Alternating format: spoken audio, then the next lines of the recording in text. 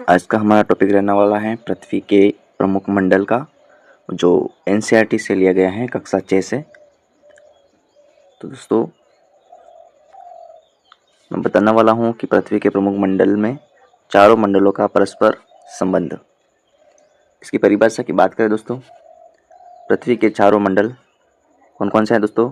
जलमंडल, वायुमंडल, जीवमंडल और स्थल मंडल एक दूसरे पर निरंतर प्रभाव डालते हैं और इनका आपसी संबंध ही जीवन को संभव बनाता है।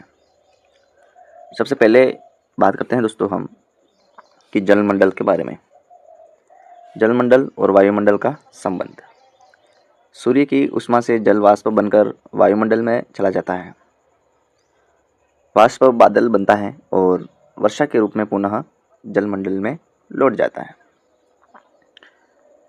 उदाहरण है कि जल चक्र। ठीक है दोस्तों। इसके बाद में वायुमंडल और स्थलमंडल का संबंध है। वायु चट्टानों के जो अपक्षय एवं अपर्दन में महत्वपूर्ण भूमिका निभाती है। हवा जो मिट्टी के क्षरण को प्रभावित करती है और मौसम जलवायु का निर्माण करती है। तो दोस्तों, हवा है वो मिट्टी को क्या करती है? तोड़ती है। और मौसम है वो क्या करता है? जलवायु का निर्माण करता है। ठीक है दोस्तों। और इसमें आ गया है तीसरा है हमारा जलमंडल। जलमंडल और स्थलमंडल का संबंध किस प्रकार से है? तो दोस्तों, जलमंडल में नदियाँ, झीलें, समुद्र स्थलमंडल की चट्टानों को काटती है, घिसती है और उनके आकार को बदलती है। जल मिट्टी का निर्माण करती है और उसे क्या करती है? उपजाऊ बनाती है। ठीक है दोस्तों।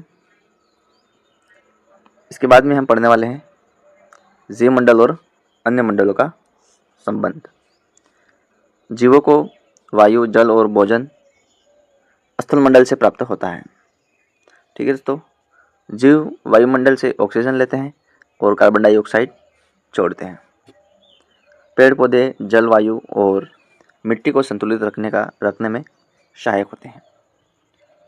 इसके बाद में दोस्तों, चारों मंडलों का परस्पर संबंध इस चित्र में मैंने बता रखा है और इसको आसानी से आप समझ सकते हैं।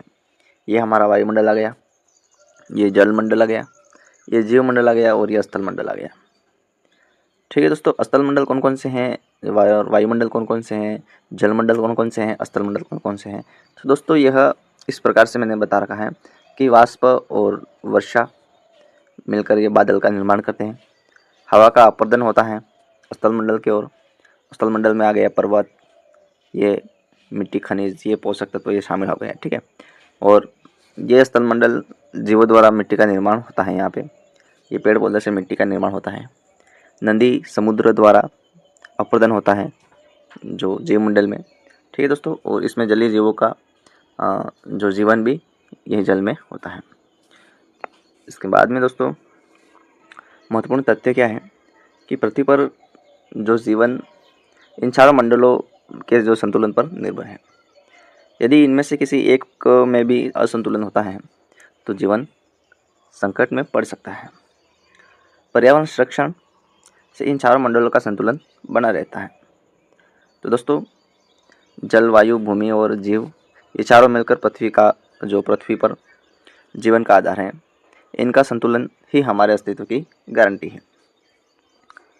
तो दोस्तों, जो पृथ्वी के चारों मंडल एक दूसरे पर निर्भर हैं और इनका संतुलन ही सुंदर और सुरक्षित जीवन का आधार है। तो दोस्तों, ये था मेरा छोटा सा वीडियो और आशा करता हूँ कि आपको समझ में आ गया होगा अच्छी तरह से। और न्यू है तो लाइक, शेयर और सब्सक्राइब जरूर करें। दोस्तों के साथ 5 दोस्तों को जरूर शेयर करें। तो ठीक है दोस्तों, मिलते हैं नेक्स्ट वीडियो में एक नई जानकारी के साथ और धन्यवाद।